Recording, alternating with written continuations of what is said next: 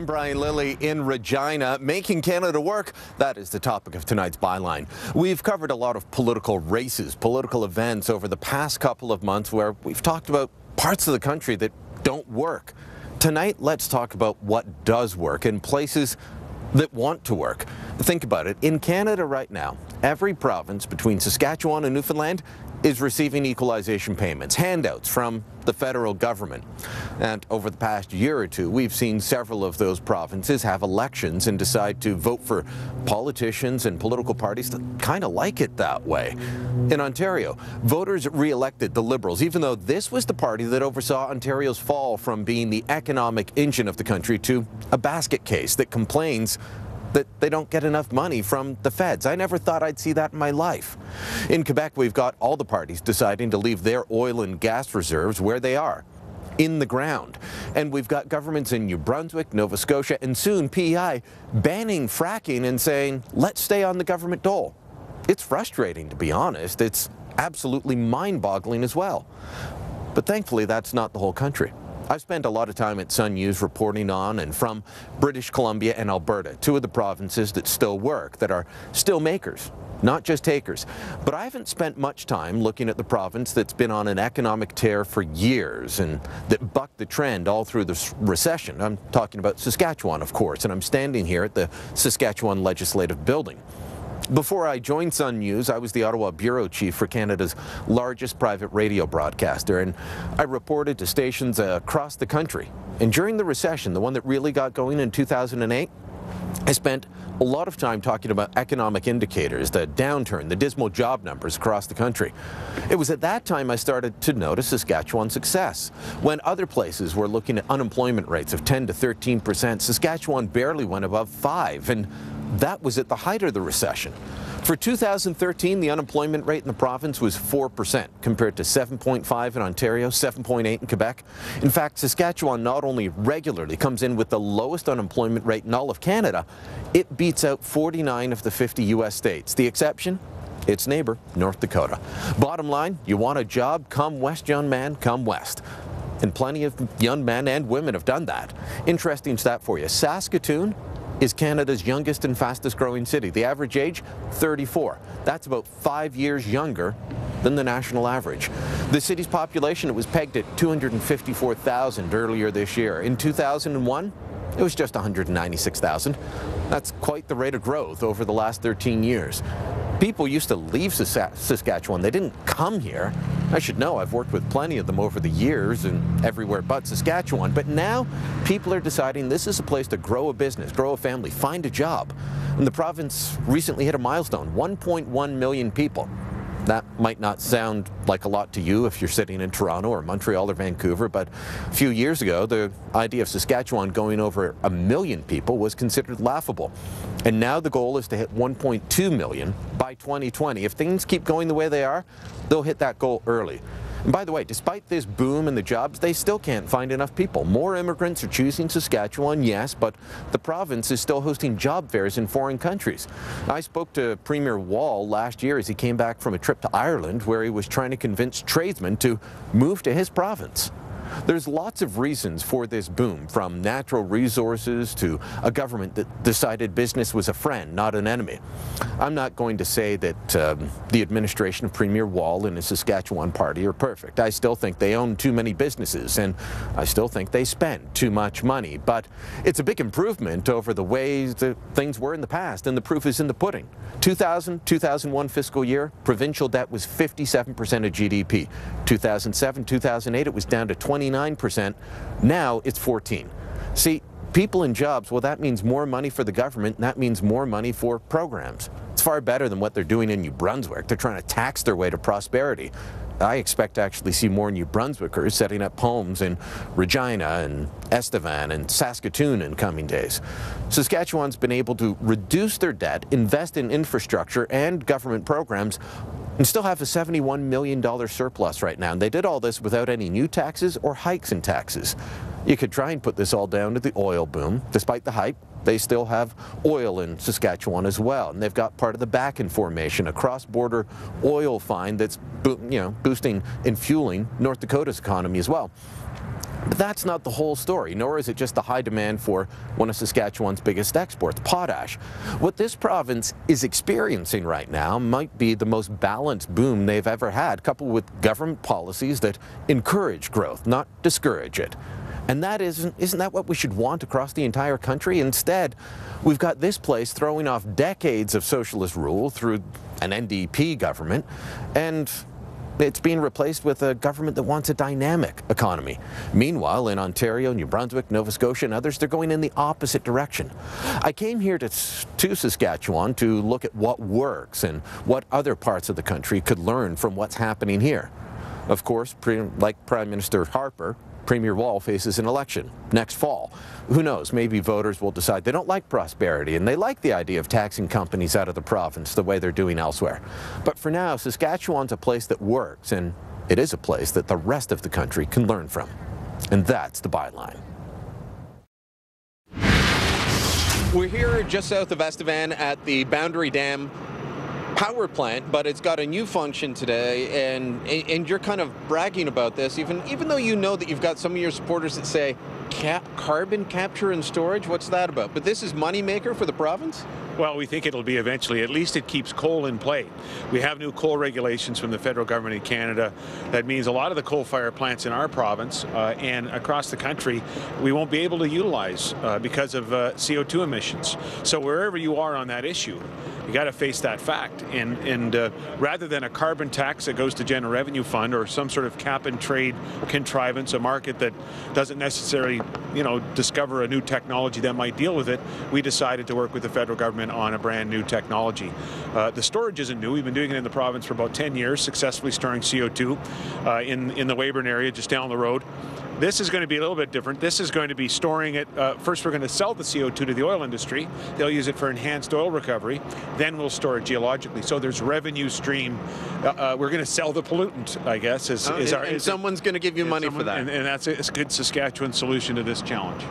And we'll keep the coal-fired plant operating. I started taking note of Saskatchewan a bunch of years ago, middle of the recession. A radio reporter filing to markets across the country. They all want to know where's the best place in the country in terms of unemployment rates. And so the monthly job data had come out, and I'd constantly been looking at Saskatchewan, and it piqued my interest. You guys have stayed all through the recession and up until now at the lowest in the country. And even, most of the time you are lower than most of the United States as well. What's the secret? What's been going on? Is it just a boom in resources, or is there more than that? I think there's more than that, and you're right. We've never gotten above 5% throughout this time of worldwide recession. Only North Dakota has consistently posted a lower rate, and if you take a look at the growth numbers in GDP, you'd see that it's hard to make the claim that this is some sort of a boom, because even right now we're in a period of probably 1.5% to 2%, but we've averaged 4% and lower in terms of GDP, but steady growth. We see the job numbers coming up on the resource sector, but Brian, what we also note is that the numbers are coming up in the diversified parts of the economy, in manufacturing and innovation on the export side, and that's a good sign. That means the economy is diversifying, and we're seeing sort of that steady growth that we want. And at the same time, balancing the books for the government. Now, it's not as if you've been a fiscal hawk. You haven't cut everything back to bare bones. In fact, if I lived here, I'd probably be one of the thorns in your side saying, hey, you're spending too much, Premier. You've expanded spending while still keeping things balanced. Well, we've increased infrastructure spending. That's been part of the growth agenda. We need to keep up with the challenges related to growth, and they're around infrastructure. And so that's been more support for the municipal sector. They're on the front lines of that growth. That's been record highways budgets. People in the province would say not enough on the highways. I've seen a mixture of highways here, and those are important if you're going to get whatever products you have to market. More work to be done. So there has been some record in infrastructure investments. Lately, we've been holding the line on expenditures under 3% growth, even in healthcare. By the way, we've done this, balanced the budget, and had a bit more spending on infrastructure. And although the overall spending coming down, Well, we've reduced taxes. Record income tax reduction using the basic exemption, record property tax reductions, and we paid off debt, about 44% of the operating debt. So, yeah, we've spent a little bit, but not at the expense of what I would consider to be just a strong, I hope, a strong fiscal plan of competitive taxes, less debt, and balanced budgets. Part of why I wanted to come out here was we spend a lot of time talking about governments that don't work, provinces that aren't working. We've seen provinces in the Atlantic region recently, Quebec as well, elect governments who then say we're not going to deal with our natural resources, or we'd rather stay on the equalization program than develop what lays under our feet. How frustrating is it for you? Because I hear from your residents every time I talk about those. How frustrating is it for you to sit around the Premier's table and know that your colleagues maybe have something they could be using and they're not? I'm not sure if it's a frustration, but I think all of us as Canadians should be, well, maybe that is the right word, but we should be disappointed if in any particular jurisdiction we're not taking full advantage of the resources we have. And that's true of natural gas in terms of fracking, but it's also true of mining opportunities that might exist here in Ontario. You name it. This is a resource-rich country. We have the chance to solidify our position as an energy superpower in the world and as a food superpower. Just generally in natural resources, the case is you can also make that case, but we've got to develop the resource. We need to do it sustainably in the long term, absolutely. But if we willfully decide, no, we're not going to do that for whatever reason, especially if the reasons for not developing aren't necessarily based in science, that should be a concern to every Canadian. Well, the frustration for me is jobs. I watch young people move away. I watch young people come here from central Canada. I watch young people just languish, and they'd rather be working. Well, I was asked, recently in terms of some of the ballot questions in Atlantic Canada around natural gas fracking, about what are the incidents of fracking in Saskatchewan. I think they were thinking of what are the environmental incidents. I can tell you we've been doing it for 40 years, thousands of holes near my hometown of Swift Current, some shallow vertical fracking. There are no incidents, environmental incidents. Here are the incidents related to fracking. Our kids are coming home, they're starting businesses, they're creating economic opportunity and a broader tax base so we can afford to invest in healthcare and education. That's what happens when you develop resources. And I just think as a country we need to come to grips with that. It's not a bad thing. It's not something we should be ashamed of. We're the envy of nations around the world, and sometimes we don't always act like we have what we have. All right, Premier Wall, thanks so much. We'll continue our conversation. Stick around. We've got more to come on Byline. If you've got thoughts on what you've heard, email us byline@sunmedia.ca. Let's go, Riders! You know, even as a Hamilton Ticats fan, I appreciated the passion and energy of Rider Nation. For the last several years, we sold more Rider gear than all other CFL teams combined. Later in the show, I talked to the Vice President of the Saskatchewan Rough Riders about how success is possible in a small market. It's a vestige of the past. I mean, no place had more government in business than Saskatchewan. From embracing socialism in the past to giving economic freedom a chance in the present, how Saskatchewan became a model have province for the rest of the country. That's next. This is Byline. Brad Wall is Canada's most popular premier. It's been that way for some time. Riding the boom in Saskatchewan can only help Wall, who was given a 66% approval rating in an Angus Reid poll this past September. That's well ahead of any premier across the country and his political opponents inside the province. But Brad Wall still needs to get re-elected. After chatting with the Premier about the booming economy, we turned to a discussion of politics, his car hobby, his love of football, and the persistent rumors he wants to run federally when Stephen Harper steps down. Saskatchewan is booming now, but it wasn't always that way. Premier Brad Wall, leader of the Sask party, I think you might say that your party may have had something to do with this. And I know that as you face election a year from now, you're going to be saying, don't go back to the NDP record. Is it really about that? What's going on? Talk to me about the NDP versus what you've been doing over the last several years. It's actually not about that, and I go out of my way to say, this is not the government's doing what's happened in Saskatchewan. People decided to make a change. There's been an attitudinal change in the last while. People have decided it is important for us to develop the resources that we have to bring kids back home and to demand certain things from their government in terms of competitive taxes and the things we've already talked about in terms of the growth plan we have. people have demanded that. Now, I think governments can get in the way of growth, and did that in Saskatchewan in the past, and they can also create the right environment to encourage growth, and I hope we're doing that. So we're going to try to focus on the basics, and that's fiscal probity and a competitive business climate. Let me interrupt, because some of this must be from the policies that you and your party enacted, because you said we want to get over 1 million people, we want to be over 1.1 million people, and you were laughed at when that idea first came out. You're over 1.1 million now. Saskatoon is the youngest and fastest growing city in the country. That speaks to what's happening in general. There must be something, and I am not one to say governments make or break an economy, but as you say, they can get in the way. Well, they can, and we do have a growth plan. The growth plan is informed by goals very specifically that our party set in opposition and then have taken to government around population, around trying to attract investment. And so if you do set goals, your government action is going to move towards those goals. And we've tried to do that. We've tried to reduce taxes where it was affordable. We've changed the labor legislative environment in the province on 2 different occasions, fairly significant labor changes. We've made a decision that we're not going to pick winners and losers in the economy with taxpayers' dollars. Government usually only gets that half right, by the way, the loser part.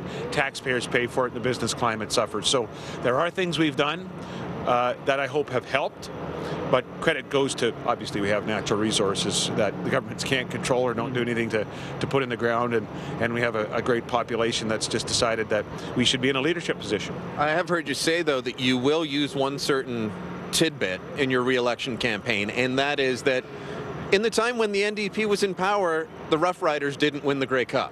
Not one Grey Cup. I think they were in power for 60 years and not one. So I don't think I'll go. And by the way, since the election, been in for 1, 2.